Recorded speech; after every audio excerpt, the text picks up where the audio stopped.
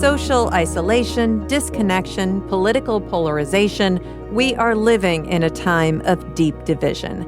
This is Unsettled, a podcast from Iowa Public Radio, and this season we are diving into the Great Divide and some of the forces that are pushing us farther apart. I'm Charity Nebbe. On this episode, how the media we consume and how we consume it seems to be creating and intensifying division.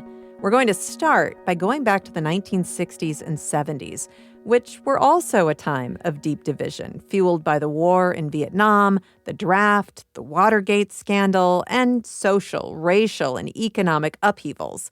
According to the Pew Research Center, by 1974, trust in government had fallen to 36%. By contrast, according to Gallup, in the 1970s, nearly 70% of Americans said they had confidence in newspapers, TV, and radio to report the news fairly and accurately. As of October 2025, that number had plunged to just 28%. So, how was news different back then? John Greenberg is here to help us understand. He is the Beat Academy project lead at the Poynter Institute. Hello, John. Hello, Charity. Tell me what you remember about how your family consumed news during that time. You got to remember how different the media scene was. You had the three networks. You had CBS, NBC, ABC News. So my memories as a 10-year-old, 11-year-old, 12-year-old kid is we're eating dinner and we're watching Walter Cronkite. And I distinctly remember that. It was just the routine that I remembered. This was the first war where video images were showing up right away. You had lots of coverage of battles and helicopters and all of the stuff that's pretty interesting when you're a young kid. One thing that I distinctly remember is the body count. The body count was this really misguided communication strategy coming from the White House and from the Pentagon. And they basically were saying, if we tell the American public that we are killing way more North Vietnamese or Viet Cong, who were they were living in South Vietnam, but they were fighting on behalf of the communists. If we show that we're killing way more of those people than Americans are dying, then that's going to prove that we're winning the war. And so I distinctly remember that there was always a count of the number of enemy dead. Not infrequently, that was matched with how many Americans had been killed or wounded. And I believe that this actually probably backfired on them. I remember it. And one of the things that I think was going on is that even though they officially were killing many more of the enemy than Americans, the American public, I hate to say this, didn't really care about the fate of people in Vietnam. Right, but they did care about the American soldiers. They cared about the American dead.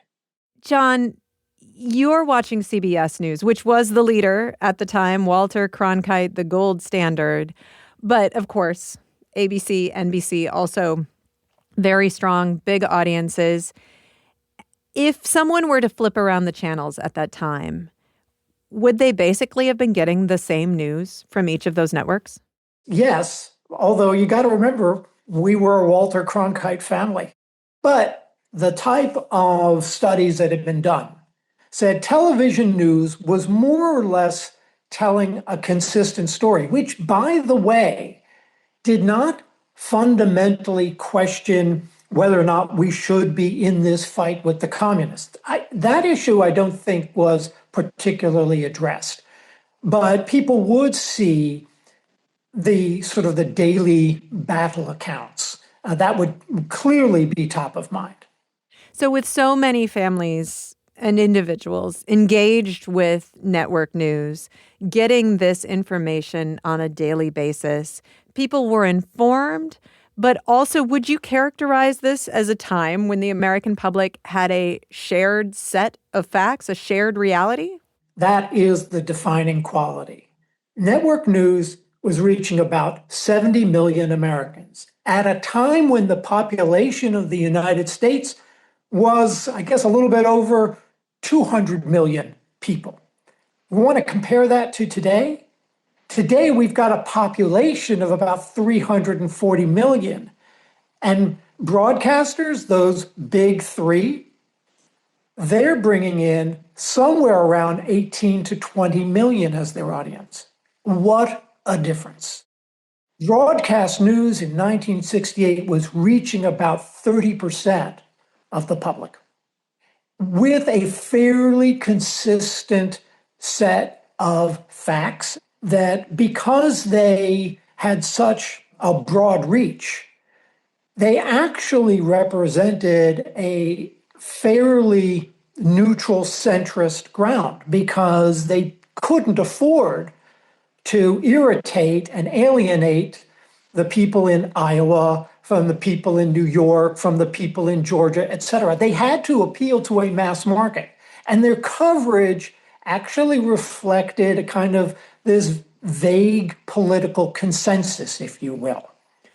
Let's talk about a really remarkable moment in 1968. This is February of 1968. So at that time, the Vietnam War had been going on for 3 long years, that body count every day on the news. And CBS's Walter Cronkite hosted a special report on the war. He shared his take on the war. For it seems now more certain than ever that the bloody experience of Vietnam is to end in a stalemate. But it is increasingly clear to this reporter that the only rational way out then will be to negotiate, not as victors, but as an honorable people who lived up to their pledge to defend democracy and did the best they could. John, that was clearly an incredibly powerful moment. What made it so extraordinary? Because it was Walter Cronkite. And here was the guy who was always playing it straight. So when he went to Vietnam and did that special reporting trip in probably January 1968, and then comes out with his report, and he says, folks, we're not winning. When that had been the drumbeat message that was coming from the White House and the Pentagon, it carried weight. And Cronkite himself, in reflections in later years, that he didn't think that that was the moment that shifted the Johnson administration's policies. But a lot of people really seem to think that this was a tipping point for the American people. And of course, then the politicians followed. It is certainly true that starting in the last months of 1967, public support for the war began to head down. Sort of step by step, month by month, you saw lower and lower numbers of support in the polls. That preceded Cronkite's broadcast. The war was costing American households too much. There were deaths. People knew people, or they lost their own kids, but they knew people who lost kids. And there were taxes to be paid. This became an unpopular war for very immediate reasons. In a sense, you might think that because, again, the broadcast operations are kind of representing the American consensus, they probably more followed than led. I want to jump ahead in time. I mean, that's a very fraught moment in American history. Here we are now living in a very fraught moment in American history. Trust in government is lower than it was back then, 17% in 2025, according to Pew. Trust in media is very low, 28%, according to Gallup in 2025. And when broken down by party, only 8% of Republicans say they trust news media. How are things different now? How do you see it? Well, of course, we have a much more diverse media landscape. And we have the emergence of people getting their news digitally rather than through broadcast. So you've got all of the information silos that people might want to stay within. We do have political polarization, we have public polarization.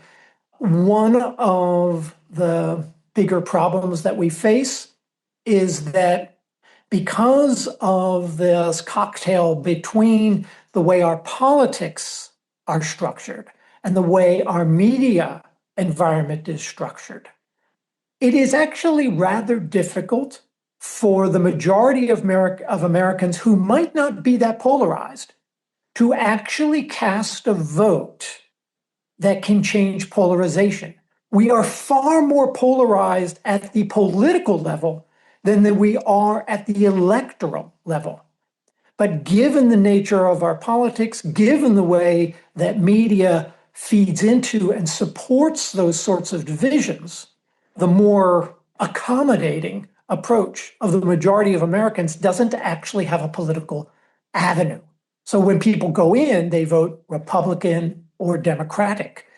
And one thing that I think is worth noting as we look back to 1968 is that at that time, we were at the very beginning of a political realignment between Democrats and Republicans, so that because of the passage of the Civil Rights Act, those Southern Democrats who eventually became Republicans, that was just beginning.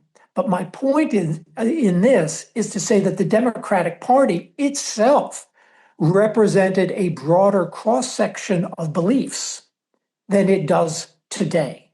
That was shifting. Then you begin to see how the Republican Party stands for X and the Democratic Party stands for Y, and there's more of a political price to be paid for crossing the aisle.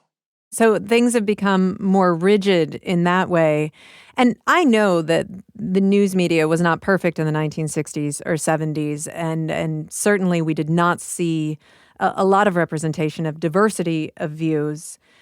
But when we look at people consuming news or consuming news-adjacent products now, that shared sense of reality, do you feel like that's gone? Yes. It's a world away. John Greenberg of the Poynter Institute. Up next, how our media landscape has changed. This is Unsettled from IPR News.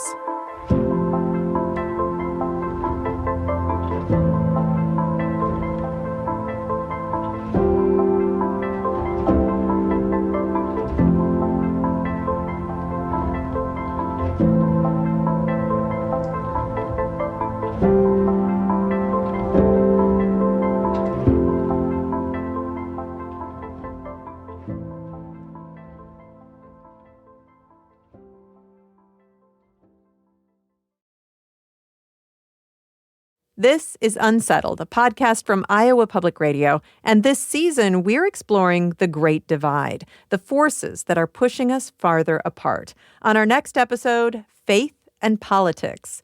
On this episode, how the media we consume and how we consume it seems to be creating and intensifying division. Here's an example that illustrates how two cable news networks with very different biases covered recent polls. Here's a clip from MS Now. Donald Trump's political career is spoiling faster than a box of Trump steaks left out in the sun. A brand new poll shows record levels of disapproval for the job that Donald Trump is doing as president, with key parts of his political coalition now completely turning on him. A poll from the Washington Post, ABC News, and Ipsos shows that just 37% of voters approve of the job that Donald Trump is doing as president. 62% of them disapprove.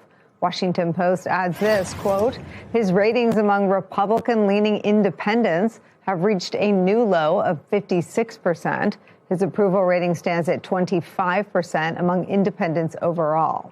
One former Trump ally turned critic, the former Congresswoman Marjorie Taylor Greene, puts it like this, quote, MAGA is dead. Watch. Many Americans are realizing MAGA is dead. And do you want to know who took the actions to kill MAGA? It was the creator and the founder himself, Donald Trump. Fox News chose to cover a different poll from Politico. Politico Playbook reports that people still don't like or trust the Democratic Party as an entity.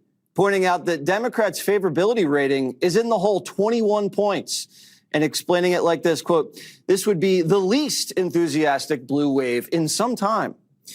Socialist Bernie Sanders is piling on the party's leadership. Listen. My Republican colleagues are going to say, oh, Bernie is a left-wing communist. Oh, my God.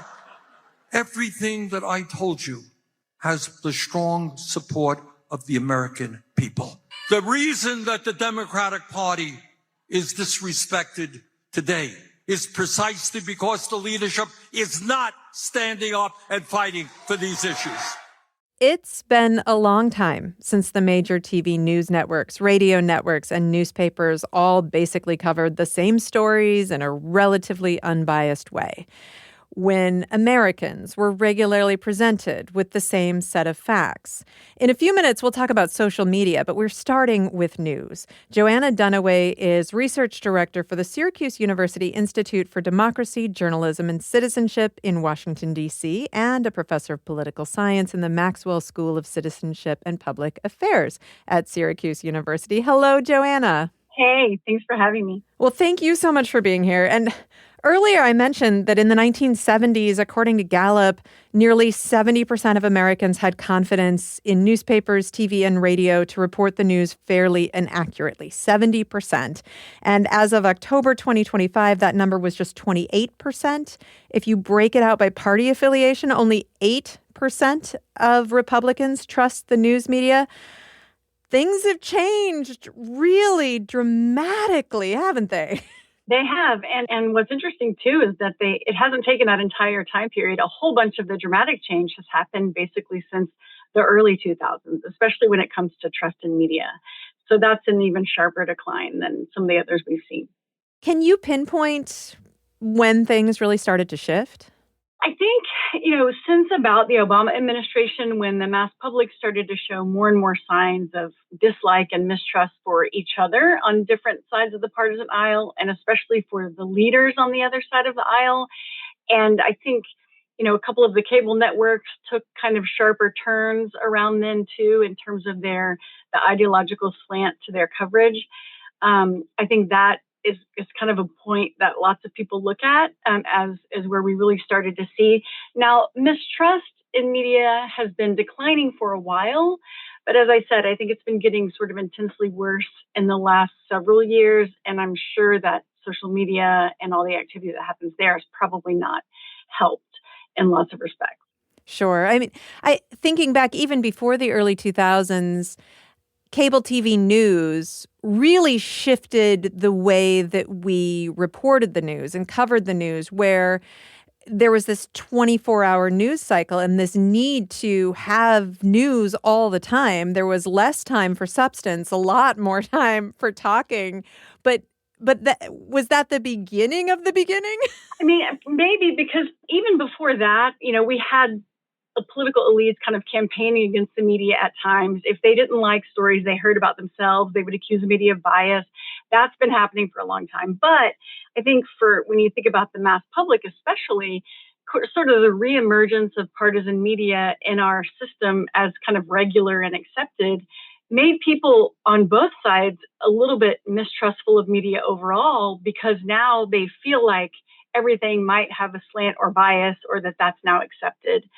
And also people would experience different levels of bias. And I think that probably, put some dents in the trust we have in the media overall as well. I mean, local news is one of the few areas that's still more trusted. And I think that's partly because it's not as blatantly about just the two parties and national politics. It's interesting to think about trust declining in news media at the same time as people are choosing to turn to sources with bias. What's attractive about these sources? It's a great question, because I think part of what's happening here is that we often forget, I think those of us maybe especially who think about these things and study these things a lot, that a lot of the public, I would say near 80%, spends a lot of time avoiding the news or is just too busy to actually cover much of it. And so when we think about the news people tune into, it's really more the super interested people that really enjoy media and politics and news as almost a pastime, and they're super passionate, and they tend to be more extreme and more partisan. So they enjoy that, and they even kind of like the slant and bias when it's in their direction, whereas the rest of the public, it's kind of having the opposite effect, and it's more of like a turnoff or something not to be trusted or something to be avoided just out of fatigue, if nothing else. Sometimes disgust. Oh, that's really hard to hear as someone who's dedicated their life to news. 80% of people are avoiding the news. Is that new? I mean, I think that's not necessarily true during the election season. And, we've had these last few cycles of high engagement presidential elections, but most of the time, yeah, there's a huge swath of the public that's just, like I said, lots of times it's about being too busy. Other times it's about really wanting to avoid it because they find it more stressful than helpful. And they just don't see it as a useful pastime, given all the other demands on their attention and time. How long have people been avoiding the news at these levels? Maybe I shouldn't say avoiding the news at these levels, but I would say since the 1950s, people have a huge chunk of the public have exhibited answers about what they think about policies and their parties and their party ID and ideologies in ways that suggest they avoid the news all the time, or for most of the time.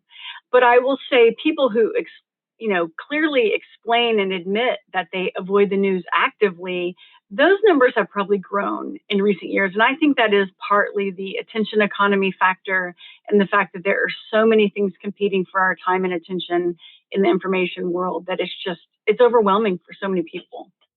Now, you also mentioned news cycles with high engagement because of high-profile elections, obviously the presidential election every 4 years. That gets a whole lot of attention. But I think we've also seen a shift in how people engage with politics. It feels like people watch or engage with national politics almost as if they're watching sports. It's like they have a team that they deeply identify with, and they're really focusing in on some of the minutia of this kind of competition. Yeah, that's exactly right. And I'll tell you, it's interesting with the sports analogy because it happens from both the journalistic side. Often politics is framed in the manner similar to a sports contest. But in recent years, we've really seen that behavior more among everyday partisans, where they almost are choosing their positions based on their party ID rather than choosing their party that they support based on issue positions, if that makes sense. So over time, it's become more of an identification, a social identification issue than it is a set of policy preferences, if that makes sense. Well, and we see that in voting behavior as well, where people will consistently vote for a party, even if policies have shifted, even if that party doesn't necessarily represent their own best interests. Exactly. And that's also why some of these politicians are allowed to move all over the map between different election cycles and not really get punished for it at the ballot box because they can get away with it as long as they keep that R or that D next to their name.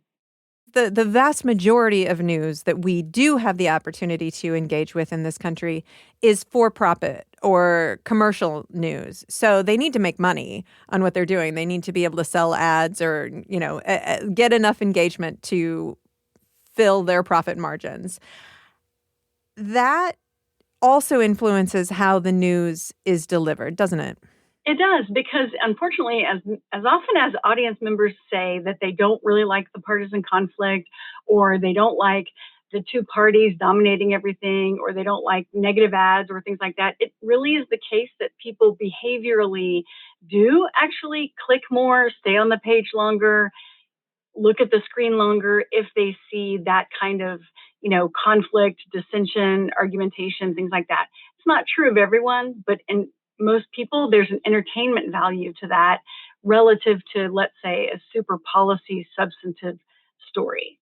We've also seen that influencing how local news gets reported as well. We tend to, nationalize these stories? It's true. I mean, most audiences report that they kind of enjoy or keep up with national politics more than local politics, at least when you ask them direct questions about public affairs and local government and things like that. And that's understandable in some ways, but it's also problematic because it does mean that more local outlets are trying to capitalize on that interest in the what's happening on the national stage, which, has this kind of reinforcing effect of being more polarizing, while people are paying less attention to the bread and butter issues that are more likely to affect their daily lives, which also happen to be less polarizing because they aren't typically couched in Republican versus Democratic terms as often. So, yeah, it's a bit of a reinforcing cycle in that way.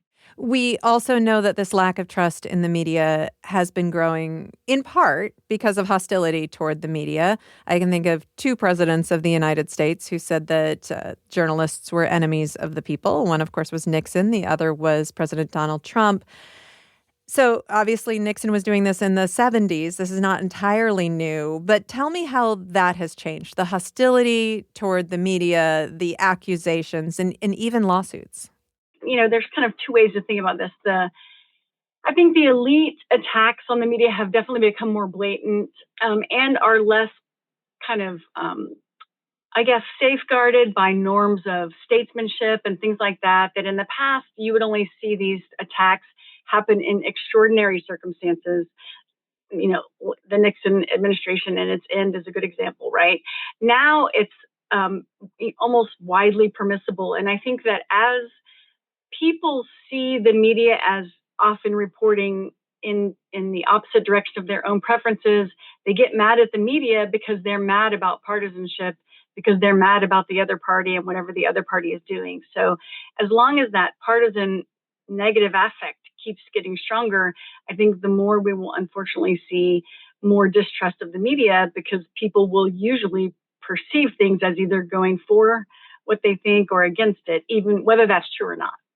I also feel that maybe a lot of the general public doesn't understand journalism, and how media has changed is also undermining our understanding of journalistic values and journalistic ethics, because these organizations, for example, public radio, that try to be unbiased in their reporting, still get attacked for bias all the time just because they're talking about something true that happened.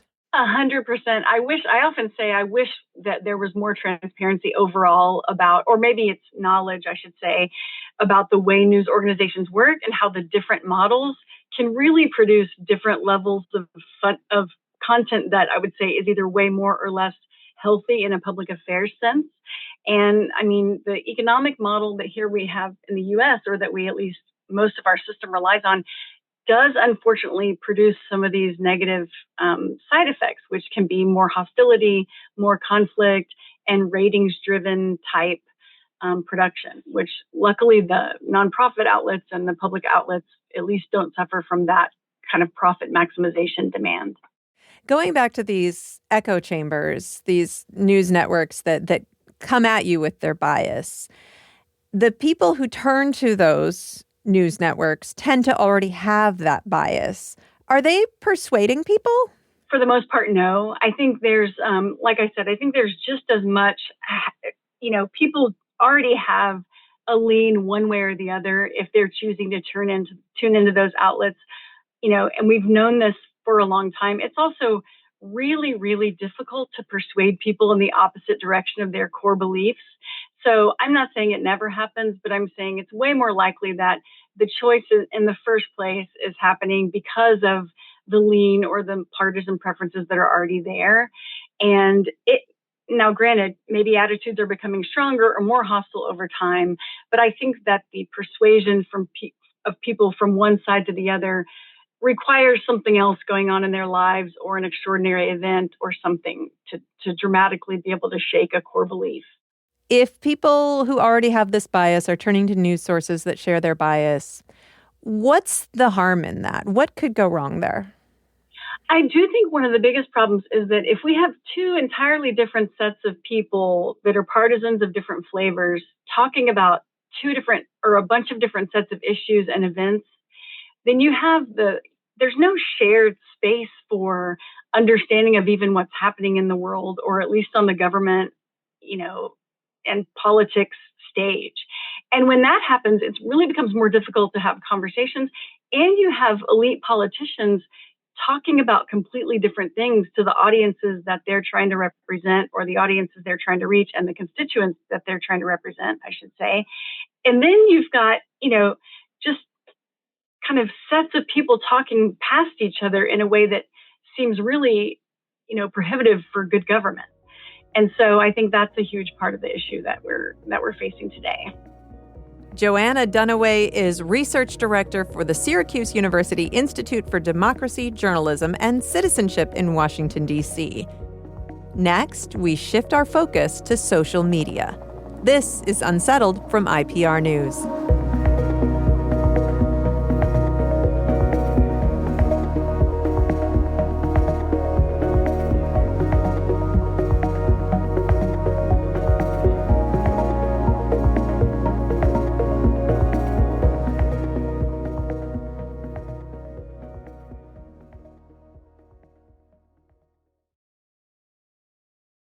This is Unsettled, a podcast from Iowa Public Radio, and this season we're exploring the Great Divide, the forces that are pushing us farther apart. On this episode, how the media we consume and how we consume it seems to be creating and intensifying division.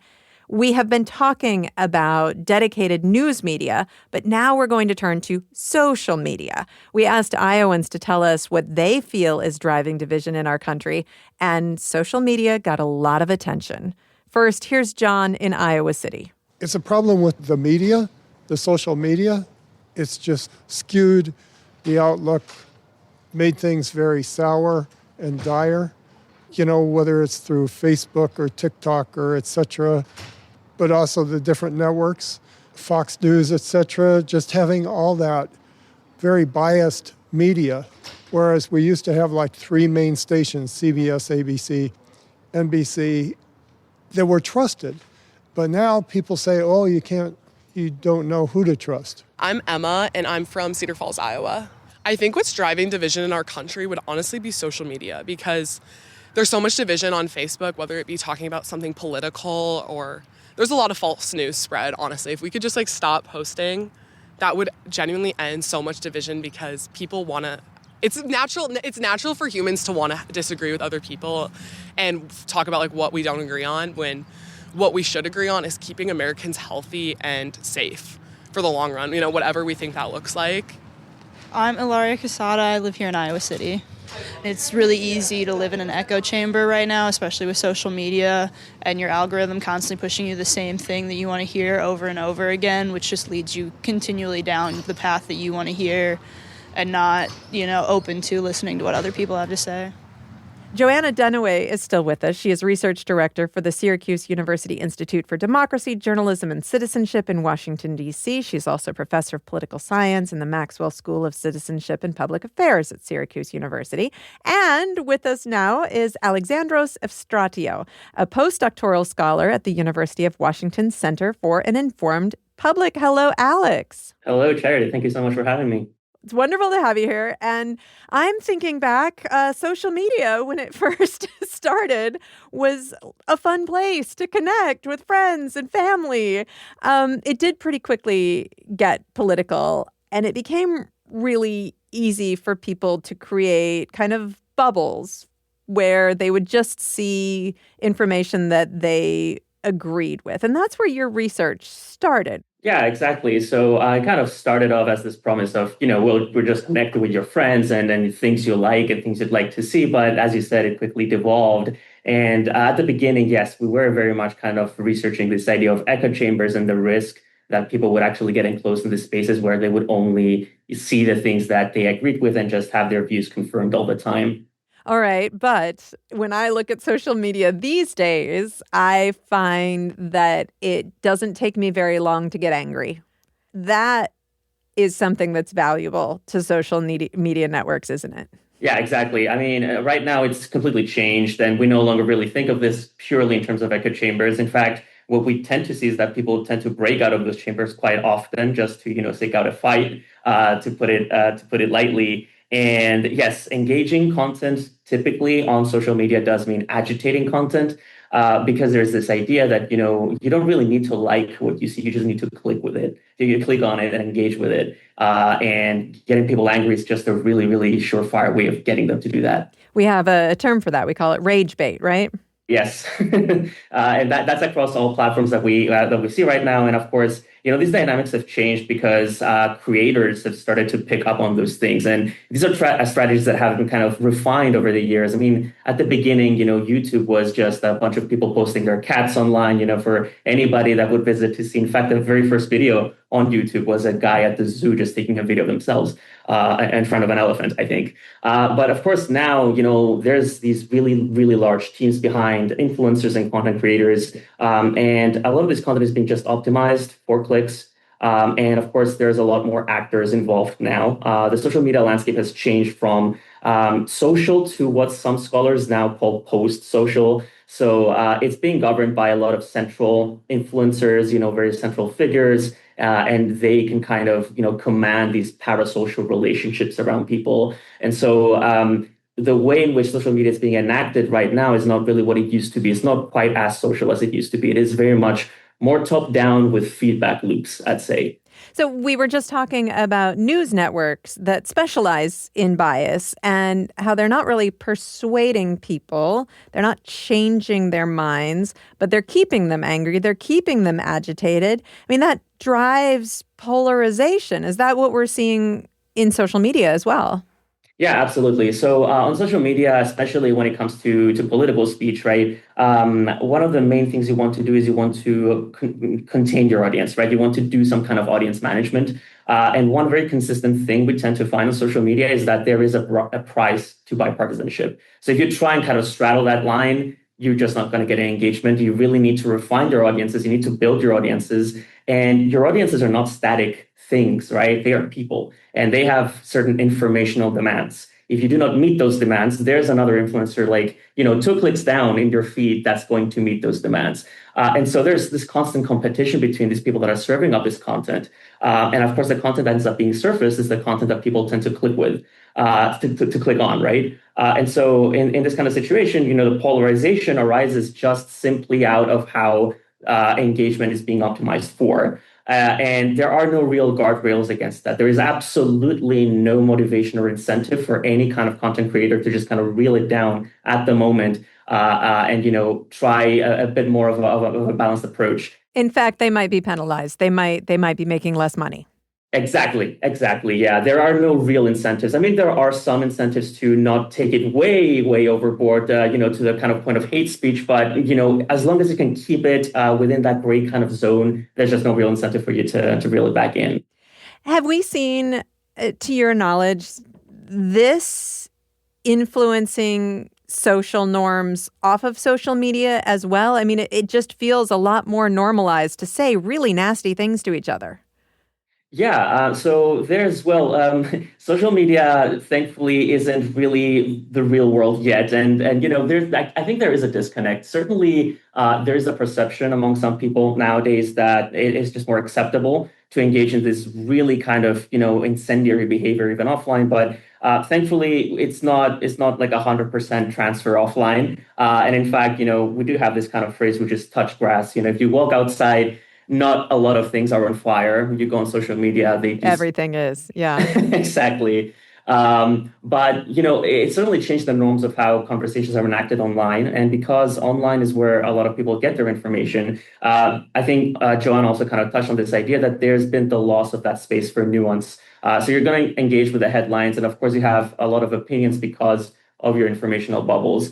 In terms of, how these norms are being enacted online, again, it can be a lot of top-down things. A lot of these influencers and occasionally even like political leaders are really trailblazers when it comes to how should we be conversing online. And of course, when you see these kinds of examples constantly being served up on your feed, there is no real, again, reason to reel it back in because it is the most toxic and engaging content that's going to surface out there. And it is, in fact, very few people that are generating content online. That's something that most people aren't actually aware of, but it's actually sub 1% of users online that even generate content. And it's even fewer people that will end up on your algorithm. Most people just kind of lurk online. They never generate anything. And so you're left to, browse whatever it is that people are motivated to generate to begin with.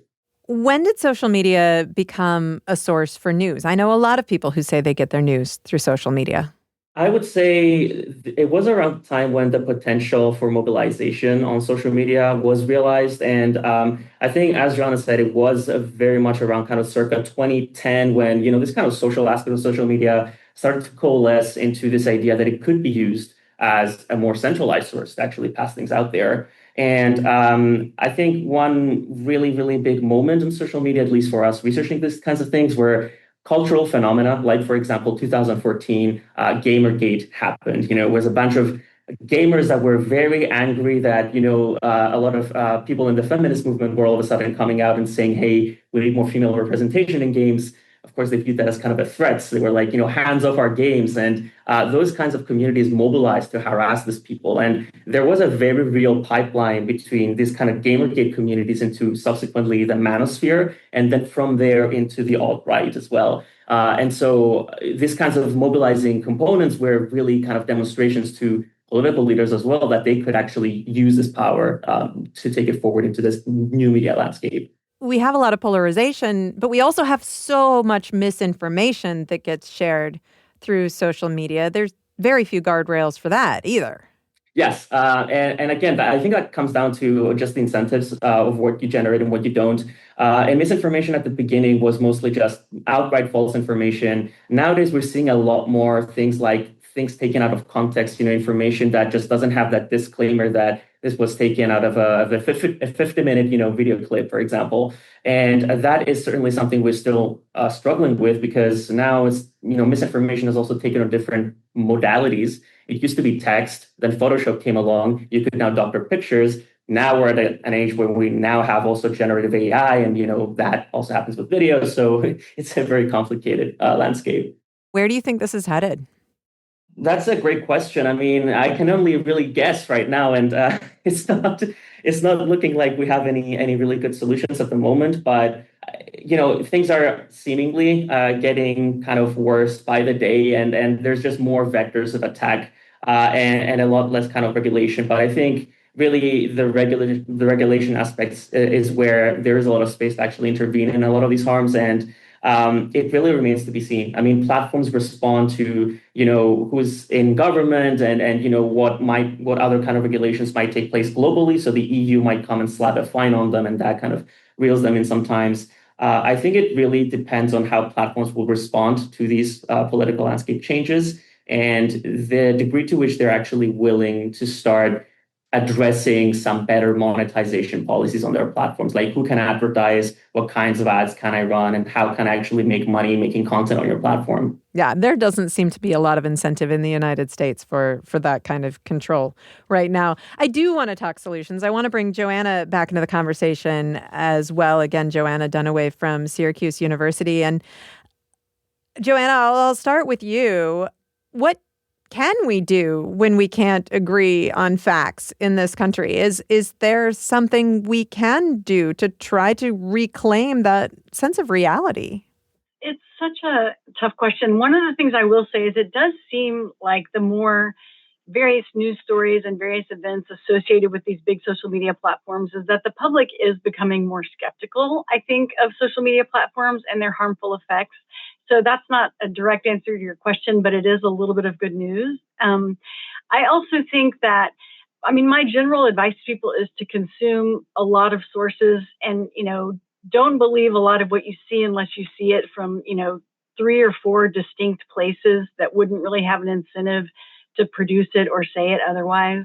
And that's about the best advice I can give. What we do if none of us heed that kind of advice, I hope we don't get there, because I hope there's at least a chunk of people that will continue to consult a lot of different information sources. Well, and of course, most of us have a smartphone in our pocket. And while that technology can take me to social media, that technology can also take me to news sources that I trust. And I've got, 4 different newspaper apps and public radio apps on my phone. And that's where I go. And of course, there are news aggregators as well. So you don't even have to have all of those separate apps. You can subscribe to a service that is going to bring you the news that you need. So, Joanna, is that part of it?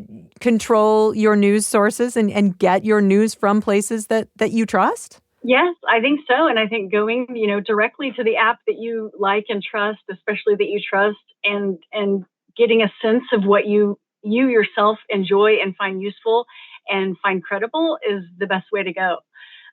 So I do recommend that instead of just, letting different links float across your feed. That seems like other people are curating your news for you in a way that can probably go badly. Right, which is exactly what Alex was just telling us. So maybe it doesn't feel like we can wait for social media companies or the government to rein this in. Alex, it feels like digital literacy, media literacy has to be a personal choice. Yeah, and actually we're seeing a bit of a response now. And between 2020 and 2024, social media usage has actually kind of dipped a little bit, and people are now flocking to much more personalized platforms like WhatsApp.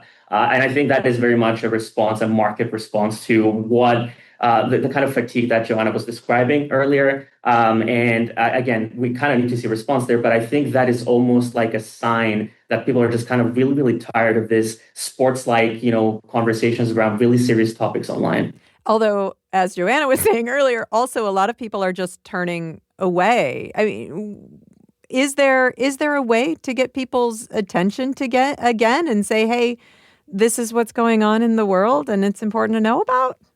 Yes, I would say so. I mean, we've definitely been late to kind of pick up on this because, content creators were the early entrants on this and we're kind of chasing behind them. But I think if we are able to sort of emulate a lot of these kind of entertainment-like tactics, but set up these kind of programs that do serve up good information, verifiable information, just in a more approachable way, in a more extendable way, I think we can certainly take lessons from what they've done well to get their engagement, but actually translate that into providing good, verifiable information that actually adheres to some kind of journalistic standard, would be my answer to that. And there are initiatives around that, especially like design principles around that taking place right now. Yeah, it feels like a big mountain to climb. We only have about 20 seconds here. Joanna, is there anything that gives you hope right now? Yeah, only that I'll say also we have a lot of philanthropic efforts where people are trying to invest in ways of dealing with these information problems, whether it's, emphasizing new types of platforms or whether it's trying to reinvest in local news. And those might make a real difference. More people seem to be paying attention. Joanna Dunaway is research director for the Syracuse University Institute for Democracy, Journalism, and Citizenship in Washington, D.C. Alexandros Evstratio is a postdoctoral scholar at the University of Washington Center for an Informed Public. Unsettled is a production of IPR News. Our producers are Caitlin Troutman, Danny Gear, and Samantha McIntosh. Our digital producer is Natalie Dunlap. Our technical producer is John Pemble. And our executive producer is Catherine Perkins. We get technical support from IPR Broadcast Operations. I'm Charity Nebbe.